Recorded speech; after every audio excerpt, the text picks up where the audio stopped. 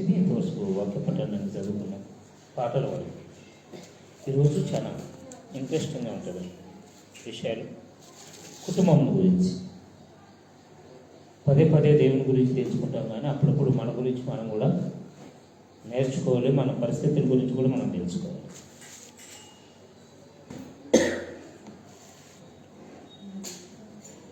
ఈ రోజుల్లో న్యూస్లో కనుక చూసినట్లయితే, మీరు న్యూస్ చూస్తారో లేదో తెలియదు, కానీ ఎవరైతే న్యూస్ చూస్తారో అటు వారికి బాగా తెలుస్తుంది.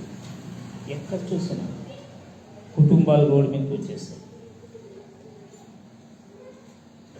ఎవరిలో చిన్నపిల్లలు ఇప్పుడిప్పుడు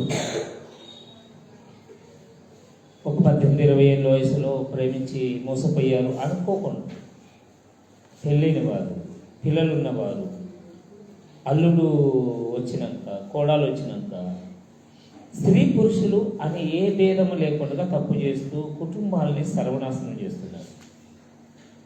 ఎందుకు? నేను ఒక న్యూస్ వచ్చింది, మొన్న దినం జరిగింది, 3 రోజుల క్రితం. ఒక భర్త భార్యని, ఆమె ప్రేమించినటువంటి ప్రేమిని, ఇద్దరిని తలకాయలు నరికి సెంట్రల్ జైలు కనువై ఆ తలకాయలు చూపించి, ఇదిగో నా భార్య, ఆమె ప్రేమించినటువంటి వాడు, నా కళ్ళతో నుంచి పట్టుకున్నాను కాబట్టి నేను నరికేశాను, నన్ను జైలు పెట్టానని సరెండర్ అయిపోయాను. ఎందుకు ఇలా? రోజుకు 100 జరుగుతున్నాయి, మనకు తెలుస్తుంది. న్యూస్ చూసే వారికి మాత్రమే తెలుస్తాయి. అప్పుడప్పుడు మీరు న్యూస్లో చూస్తే పరిస్థితి ఎటుపోతుందో మనకు అవుతుంది. వాక్యం ఏం సెలవిస్తుంది?